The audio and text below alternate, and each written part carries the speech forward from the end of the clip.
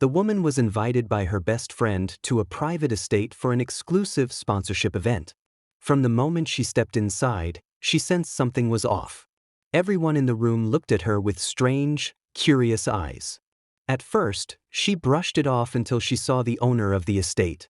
He looked exactly like the man who often appeared in her dreams. But her best friend introduced him casually. "This is my fiancé." The woman was stunned but quickly composed herself. "It's just a coincidence," she told herself. "He only resembles the man in my dreams." She didn't notice that as he walked away, he turned back to glance at her quietly. Later, she wandered into the living room and noticed a wedding photo on the table. Just as she leaned in for a closer look, the butler appeared. "Please don't touch anything," he said calmly. "You might regret it." Startled, she apologized and quickly stepped back. After she left the room, the man returned, moved a decorative item from the frame, and revealed the woman in the photo was her. That evening, the butler escorted her to a beautifully decorated guest room. Inside were over 100 exclusive outfits, all in her size. "These were prepared especially for you," the butler explained. She was speechless. The man had seemed distant, yet he was so thoughtful. He had even left some candies on the table. "These help if you feel lightheaded," the note read. How does he know about that? She wondered. Even my closest friends don't know. That night, her dream felt incredibly real. And when she woke up, she noticed something odd. The man had the same faint red marks on his arm that he'd had in her dream. Her heart began to race. Could it really be him? Later, when she told him she was heading to work, he offered to drive her. She politely declined. "Are you afraid of me?" he asked with a small smile, before handing her bag to her respectfully. Flustered, she hurried outside only to run into him again. This time, he insisted on giving her a ride, and she reluctantly agreed. He drove her to the company himself, appearing with her in front of all the employees. In the elevator, he stood close, and his presence was hard to ignore. Trying to maintain boundaries, she gently reminded him, "You're my best friend's fiancé." He simply nodded, then asked his assistant to show her to her office. But soon, she noticed the other women in the office weren't so welcoming.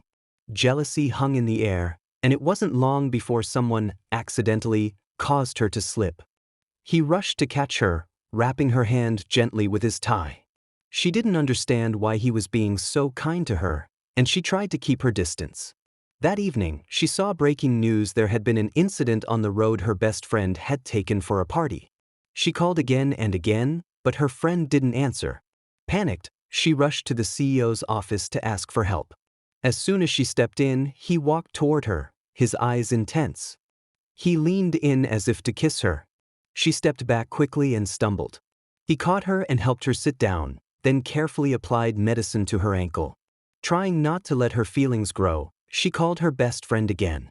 When she finally answered, she sounded nervous. "Didn't you promise to keep an eye on the people at the company for me?" The woman hesitated. She wanted to explain what had happened, but then the man entered the room. Startled, she ended the call. "Your fiancé will be back tonight," she said quietly. He didn't seem concerned. "How's your hand?" he asked. "It's fine now. Thank you." "Then, how will you thank me?" he said, smiling slightly. "Dinner?" she replied, half joking. When she asked why he didn't want her best friend to return, he looked serious. "She doesn't belong here." "Why not?" "Isn't she your fiancé?" "What if I said she wasn't?" "What do you mean?" He looked at her. "Tonight it's just the two of us here." She grew uneasy. While he stepped away to take a phone call, she decided to leave early. But just as she stood up, she felt a wave of dizziness wash over her. Something wasn't right. Several staff members entered, speaking calmly, but she couldn't focus. Her vision blurred. Then the man returned.